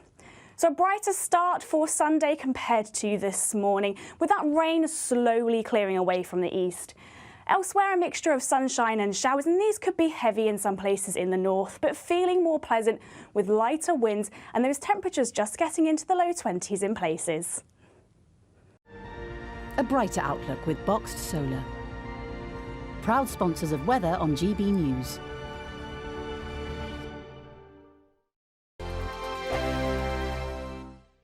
The Live Desk with me, Mark Longhurst. And me, Pip Thompson. It's here Monday to Friday on GB News. From midday, we'll bring you the news as it breaks, whenever it's happening and wherever it's happening, from across the UK and around the world. Refreshing, feisty, but with a bit of fun too. If it matters to you, we'll have it covered on TV, radio and online. Join the Live Desk on GB News, the People's Channel, Britain's news channel.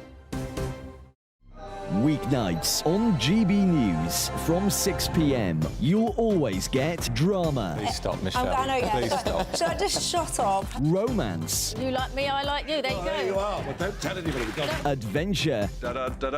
Etc. That's the whole point. And action. Sergeant, the big green, my superstar panel that are already at it. They're fighting. It's going to be quite a show. Only on GB News, the People's Channel, Britain's news channel. So Jubes & Co, we tackle the issues of the day with real, robust debate, both sides of the fence, battling it out with me in the middle with my forthright opinions and views. And often really interesting things happen because you start with a position and then by the end of the debate you find actually, well, I might not have thought about that one. What we need in this country is 2 new political parties. You should maybe think about doing a 2024 calendar. I'm Michelle Dewberry and I'm keeping you company right through until 7 o'clock this evening. GB News, the People's Channel, Britain's watching. Monday to Thursday, 9 p.m. till 11 p.m. Join me, Dan Wootton. I'll bring you the sharpest takes and hottest debates. Do you not believe in prisons? I don't believe in prisons. I'm completely stunned. I guarantee you there'll be no spin, no bias, no censorship. I actually was personally quite offended by it.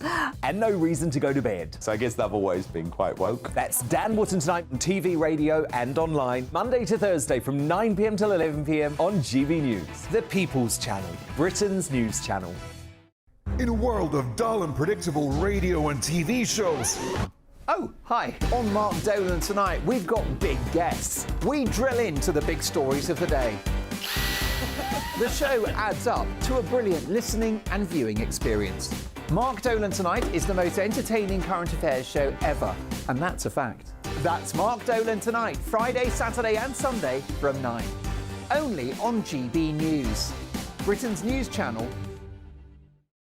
Like all families, we have arguments every now and then, but actually we agree on what the mission of GB News is, and that's the most fundamentally important thing. GB News provides the kind of platform that lets all voices be heard. We don't hold back. We're free to say what we really think. Just because some people who live in a tiny little Westminster bubble think that their particular story is important, that's not the most important story for me. And often they will be difficult stories, stories that you won't find on the establishment media. Because what people think in the north of England may be very different to what they're thinking in the home counties. We're going to carry on telling the world what life is really like for households up and down the UK. We love to be in your car, in your kitchen as you're having your breakfast. Whatever you're doing, you are part of the show.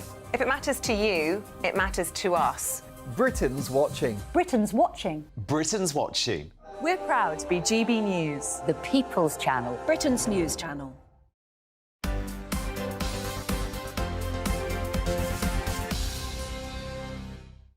Hi there, you're watching Saturday Morning Live with Esther and Phil. Could be on TV, could be listening to it in the radio. I love it on the radio, GB News. Now, the Mail on Sunday has released an extensive woke list featuring the most woke Britons. The list ranges from the old classics like Gary Lineker, likening the government's immigration policy to something out of Nazi Germany, to more obscure choices like Liz Jolly, Chief Librarian of the British Library, who considered changes to decolonise the library's collection in a racial state of emergency. With us to break down the list is media personality and commentator Ollie London. Thanks for being with us today. So, come on, was this a hotly contested list? It seems there was loads of people vying for that list. Which are your favourites?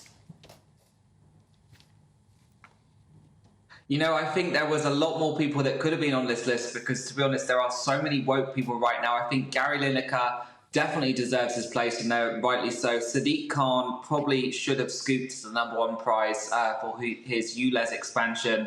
And, you know, all of the things he's doing with the climate change agenda in London, I think he's definitely #1. Emma Watson was also on this list. But I think, you know, there's so many other people that are good contenders like Keir Starmer, who can't even seem to define what a woman is. And of course we had people like the Archbishop of Canterbury, who is giving £100 million, I think, of the Church of England's money in reparations for past slavery, and Emily Maitlis bagged the Media Personality Award. Did either of those two come as a surprise to you, Ollie? Not really, to be honest. I mean, the Archbishop of Canterbury has been considered very woke for a long time. You know, he's been pushing diversity, equity, and inclusion programs, you know, which is all great, trying to make the church more diverse and inclusive. But I think he's pushing it a little bit too far and upsetting a lot of parishioners and churchgoers. So I don't think that's a surprise he's on the list. And Emily Matthias as well. You know, she's a fantastic journalist, but I've seen her tweets and she is super woke. So I don't think these two contenders surprise anyone.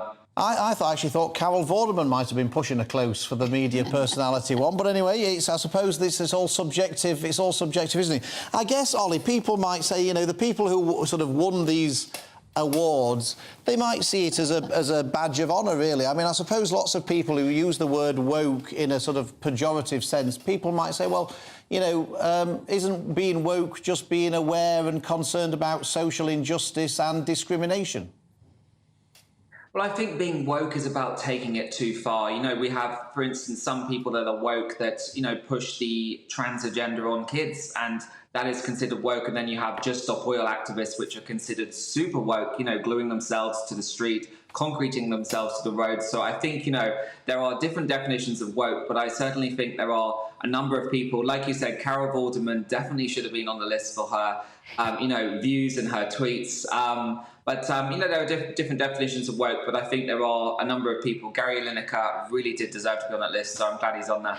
And it's that moral superiority, isn't it, that they know and all of us could only deem to, you know, be as good as them. But you're stateside.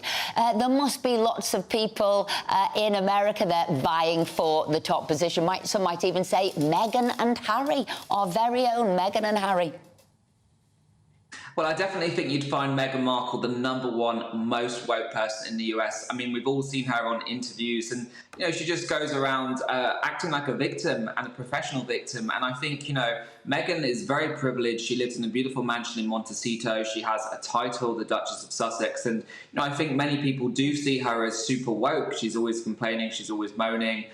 So, you know, I definitely think if there was a US version of this list, I think she would certainly be #1. And then you'd have, you know, Joe Biden is pushing some very woke policies as well, Kamala Harris, Dylan Mulvaney. You know, the list would kind of be a bit endless in the US, but I definitely think Meghan would take #1 and Harry probably #2. Ollie London, thank you very much indeed. They always do it bigger in the States. You're quite right, that list would be bigger in the States. Anyway, don't knock Gary Lineker. He got a standing ovation, apparently, in M&S when he went in, according to him. So he's obviously more popular than we realise. Just before we go to the news, just quickly, a couple of views. We've got loads of views coming on all sorts of things, but... Probably on that as well, the awards. Well, the baby-faced police officers have certainly stimulated some debate. Duncan says, how are these two children supposed to police anything? The police force has quite simply put these two individuals' lives at risk. It's ridiculous. And Anne, we were talking about marriages, political marriages. Anne says, do you always agree on political matters? Have you ever disagreed in Parliament? Well, Anne, we disagree about lots of things, not at home as well as in Parliament, to be perfectly honest. It's on a sliding scale, but something politically we're against. Assisted dying. Yeah, we have a very different opinion on assisted dying. So Esther's in different views favour on of it. that. I'm against it. But how really we got together is, in politics, it is a dirty business, and some of you might remember when I was Minister of State for Employment and doing the benefit changes, I had some horrendous abuse online, people outside my house, people campaigning against me. It was one miserable time, and the person who stood by me and was that tower of strength was Phil here, and so together we came together on that, and it was how solid and how powerful he was. And it's been downhill ever since. Anyway, still to come on Saturday Morning Live, we'll be taking a look at all the latest sport and showbiz, but first, here's the news headlines with Ray.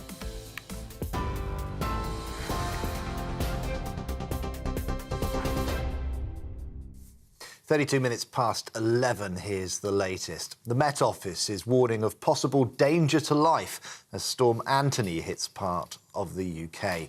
They've issued an amber warning for southwestern parts of England and Wales until 7 p.m. this evening. Strong winds could cause flying debris, power cuts and travel disruption. Meanwhile, a yellow weather warning for rain is in place in Northern Ireland, with flooding possible. The Bank of England's governor says he supports calls to ensure interest rate rises are passed on to savers. Speaking to the newspaper, Andrew Bailey said a failure by banks to do so raised a question about fairness to customers. Comments come as the Financial Conduct Authority warns it will take action against banks and building societies that are unable to justify offering low savings rates. Donald Trump has described claims that he plotted to overturn the 2020 US election as an act of desperation by President Biden. Last night, prosecutors warned a judge that Mr. Trump may be seeking to use evidence to target witnesses after he posted a message on social media that said, "If you go after me, I'm coming after you." Speaking at a Republican event in Alabama, the former US president said he was being targeted for political reasons. Well, you can get more on all of those stories by visiting our website, gbnews.com. Now let's get straight back to Esther and Phil.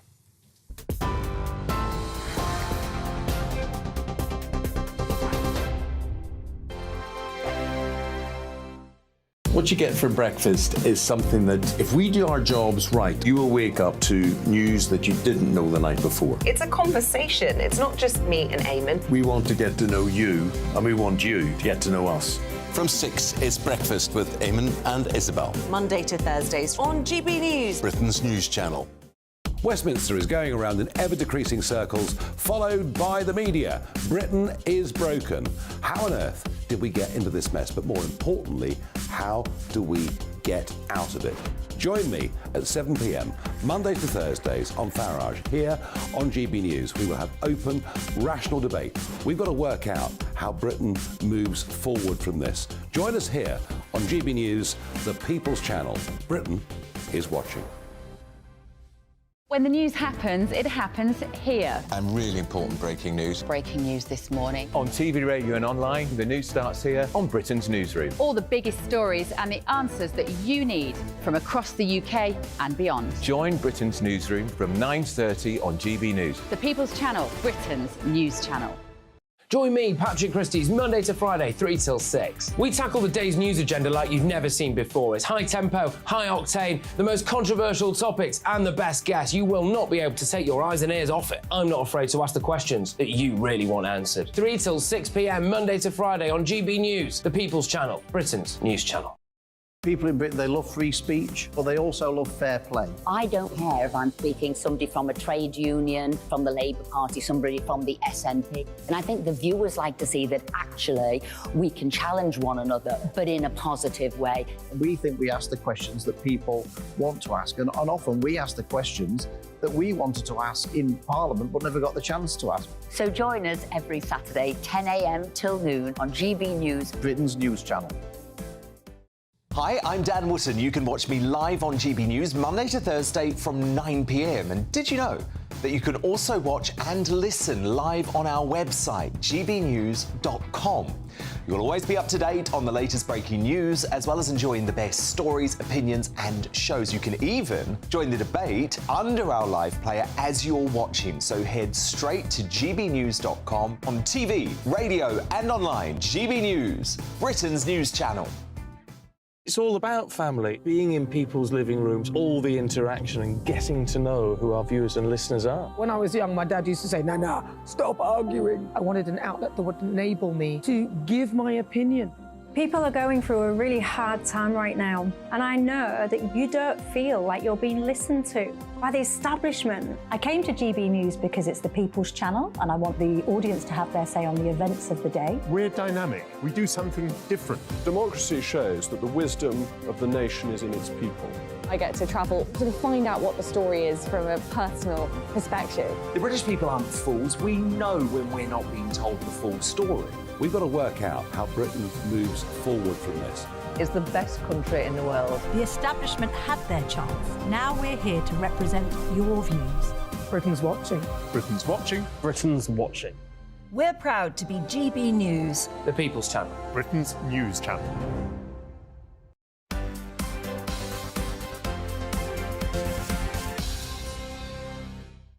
Hello and welcome back. Time now is 11:37. Where is the time going? I don't know. But we've got lots of views coming in. Yeah, lots of views. Certainly a lot on travellers. John says it baffles me why they call them travellers when all they want to do is live on a static site provided by the taxpayers.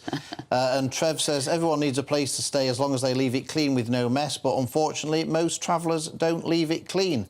And most of the other views are of a similar kind of viewpoint. Lots of them, all very similar. Anyway, mother and local business owner Gina Broadhurst has decided to take part in Ms Great Britain Classics at the age of 47. Yes, Ms Great Britain, we checked that it was Ms because you could be married or not married. It's open to ladies over the age of 40 and, as I said, no restrictions in terms of marital status. I'm delighted to say we're joined by Gina Broadhurst now. Gina, thank you very much for joining us. Oh, with the sash on as well, very impressive. Why did you want to do this? What made you do it? So it's a bit left field for me because I've never entered a pageant before. I'm a business owner, I'm a mum of two, and I'm 47. So it's not a world I ever thought that I would enter into. But I came across someone on Instagram who herself was a former classic queen and is the Surrey director for Miss Great Britain. And she explained to me that pageantry is very different from the very out-of-date stereotypical views that I perhaps held, sort of very 1970s Benny Hill, misogynistic impression that I very wrongly had of the pageantry world. And that actually it's very much about female empowerment, inclusion. There are no age limits for Miss Great Britain. There's no upper age limit. One of my fellow competitors is 80 years old. Oh, my. Yeah, amazing. And actually, everything I thought about pageantry was completely wrong, I have to say. And she encouraged me to enter. And I had been struggling for a number of years with some health stuff, gynae, typical women's midlife issues, undiagnosed menopause-related stuff. And it had been a real miserable slog for a number of years. And I kind of just come out of that. And I just thought, you know what, I'm going to do something for me and I'm going to grab this and I'm going to suck every bit. Gina, I'm loving this. What I want to know, because I say, oh, it's not misogynistic, not what people think. Some feminists say, why would you do that? You've got to be in a bikini or a swimsuit. You parade around. Are you doing all of that? And if so, did that worry you at all, you know, being stripped down to your bikini? So I won't be wearing a bikini. I can't tell you what I will be wearing. It's actually hanging over there. That's no good hanging over there, Gina. We need to see it. Secret squirrel. But I shall be wearing a one-piece. I'm a little bit more demure. The young 18 to 30-year-olds, the Miss category, I am sure will be predominantly in bikinis. I've had 2 children, so I'm going to be in a one-piece. But no, it actually doesn't worry me. I'm not perfect, but you know what? They don't want me to be. The swimwear round, which is very hotly contested, is not about the skinniest girl, the girl with the biggest assets, the prettiest girl. It's about finding the ladies with the most self-confidence, self-belief. Pageantry is all about really self-development, working on yourself from the inside out. So it's not how you look, it's who you are as a human being. It's what you can deliver in terms of your fundraising, your platform, what you believe in. And I'm seeing lots of my fellow competitors from all of the age categories changing and growing and developing from the experience. And it is really empowering. So walking on that stage in my swimsuit for me will be a moment of celebration, I guess, of the journey that I've gone. We are celebrating for you, and we do hope that you win. We're not biased or anything, but we hope that you win. And thank you very much indeed for coming on the show and telling us about it, because I think it's great. I think it's great. It's empowerment. Well, we always think of Carry On Girls, don't we, with Sid James or whatever. That's the type of thing of beauty pageant and that kind of thing. And of course, feminists always say, well, it's objectifying women and all that. But you don't think that. No, she's been doing stuff. I said raising the profile of menopause, raising the profile and raising money for cancer, and like she says, she's getting out there and strutting her stuff. Now, yesterday was the Duchess of Sussex's 42nd birthday, and no doubt she, the Duke and their children, Prince Archie and Princess Lilibet, were celebrating at their home in Montecito. But it's been reported there might be trouble in paradise. The couple are facing relationship issues. I guess it's not just politics that can be tough on marriages. So joining us now to discuss this is royal commentator Judita De Silva. So, Judita, people are saying things like, well, maybe they cashed in on royalty. They're crashing out of royalty now, and the pressures on their relationship is showing. They might have done this, oh, let's go out for a dinner together to pretend we're together, but everybody's saying they're not looking happy, they're not smiling. They took those phone calls, didn't they, for young kids for the technology awards, couldn't look at each other. Is the relationship over? I think there's a difference between what's happening with their businesses and what's happening personally. Personally, it's been debunked by everyone from the inner circle, and it's credible that they are still solid, because it's pretty much Harry and Meghan against the world, which has been the quote. They're on the cover of Us Weekly magazine. You'll be familiar with that magazine. It's the one that during the early years of Harry and Meghan, the friends came together to try to put out some positive press. It's that magazine that has a hard line to them. So as far as their relationship, they're still very much in love and very much unified. But I think what has got conflated is where the state of their business is, which is in a bit of disarray. Because we know with the implosion of the Spotify deal, with the kinds of heavy names executives in show business that have not been very complimentary. And also when that statement came out where they said they won't be talking about the royal family anymore, what they effectively did was announce to anyone who might potentially invest in them that the single USP they have and makes them of any value in an industry as vapid and as soulless as show business is off the table. So they're not a valuable commodity if you're taking the royals. And you are right. They have cashed in on that connection because that's what brings them their cachet, their allure, the kind of mystery behind them. But now they have to now pivot to find a new value that people would be willing to invest in. It's going to be difficult.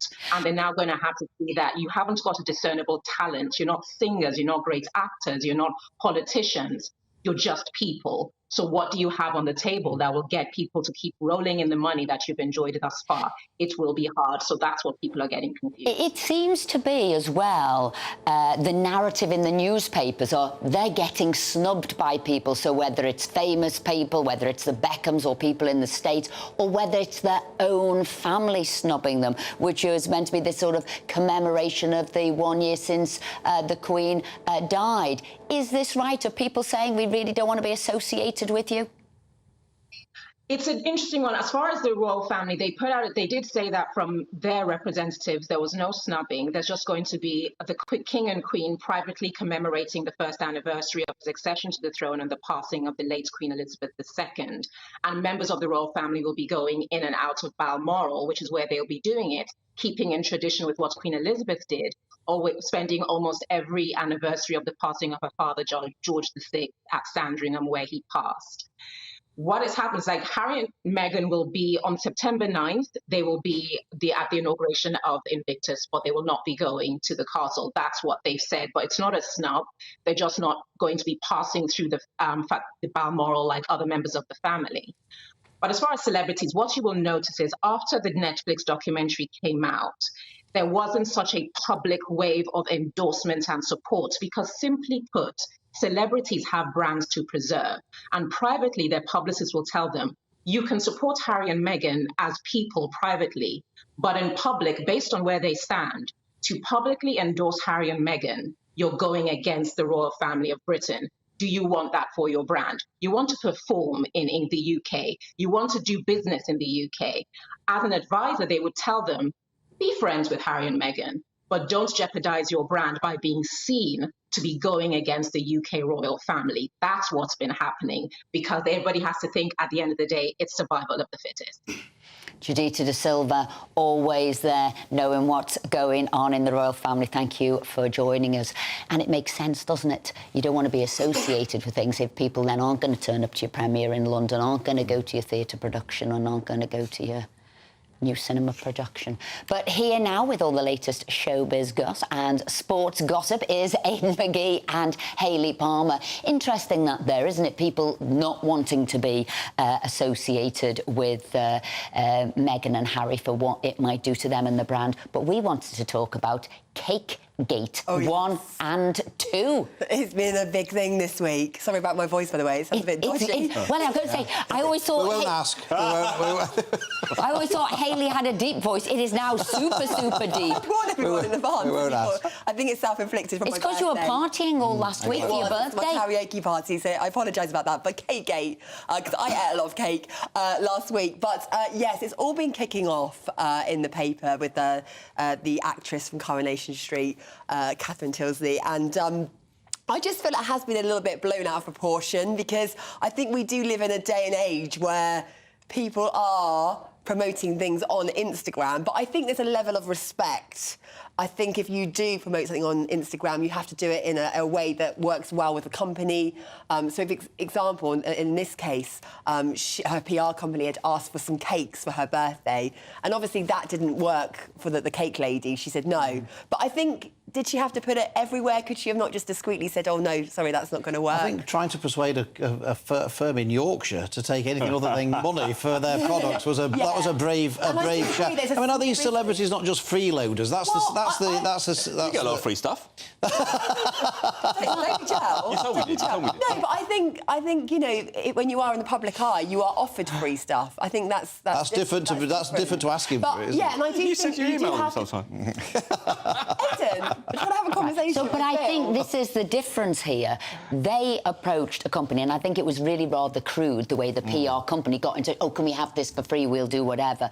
You know, that was a bad way of approaching. But if other people approach you and they think it's worth the money, it's a form of advertising, there's a massive difference. It's how things work. Like, if you wear a really nice dress on Instagram and people are like, wow, your dress is absolutely beautiful, that's going to bring in business. So it does work. We do live in a day and age where Instagram is powerful. It is. It's a form of advertising. Yeah. So you work it out. Is it worth a couple of £100? Yes, it was. But Cakegate 2 is different. This is where a cake company had said, yes, we're happy to give you the cakes for free, and what didn't. And this was what was it? It was, what was he? A guy from Love Island. Wasn't it? Apparently he hadn't posted, which I strongly disagree with. You know, like I say, it's a level of respect. If people are giving you something for free, you should absolutely be posting. So basically, he got his cakes for free. The company agreed with it, thinking it was worthwhile, and then he didn't tag them in and name who the cake company was. It just goes to show how canny Yorkshire firms are. That's but all I. But it's a fine line. I do believe you have to support small businesses. I've had a small business myself when I ran a dance school, and you're working so hard, and I do believe.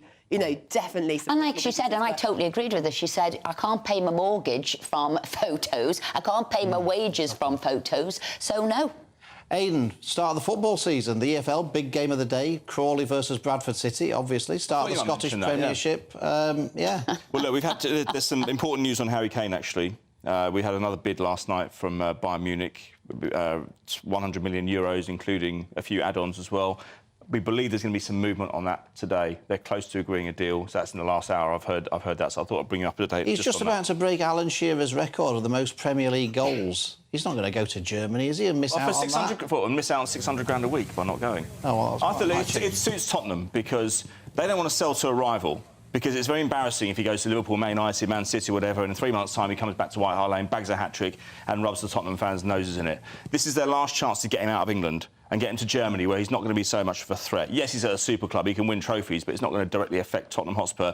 It's also their last chance to get money out of the situation as well, because if he runs down his contracts and leaves next summer for free, this is where one of their greatest ever players. It's going to be quite galling for Daniel Levy and all those Tottenham fans if he walks out for nothing.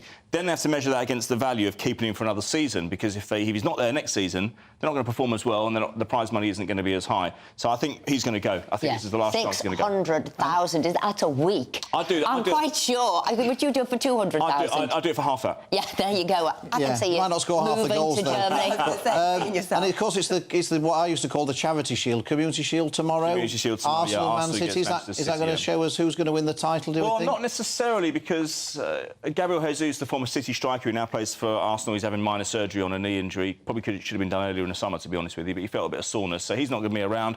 And City have lost a lot of players as well. They signed somebody, Vardiol, this week from the Croatian international, and that's going to make a big difference. £77 million is what he cost. I don't think you'll get a good idea in terms of the title race until 10 games in, but I think Arsenal have laid out their stall. And the fact that they've lost Jesus is a blow, because they've signed all these decent players. They haven't got their full array of talent on the start of the season. But I want to know about Strictly, because our very own GB News, Angela Rippon, is going to be. She's been named. She's going to be on it. She is. So there's 3 celebrities that have been named last night. Well done, Angela Rippon. Yes, what a legend. She's amazing. She says she can still do the high kicks, not quite over to the ear or whatever. She's sort of hip level now, but she's amazing. She was 78. Yes. She's incredible. Amanda Abington, who's an actress from Mr. Selfridge, that's the one. And also Leighton Williams. Now, Leighton, if you don't know who he is, he's a performer in the West End. For me, this is not OK. He is, like, the #1 performer, in my eyes, in the West End. Well, he's a dancer anyway. Yeah, he trained at Sylvia Young, he trained at Italia Conte. He was Billy Elliot at 12 years old. Oh, so my that goodness. shows you how... He's cheating. There should be a handicap system. Cheating. There should be a handicap system where, you... I just don't think it should be allowed. Yes, he's an incredible performer, and I'm always backing performers in the West End because I don't think they get enough exposure. So it's great he's getting exposure, but is it fair on the rest of the contestants?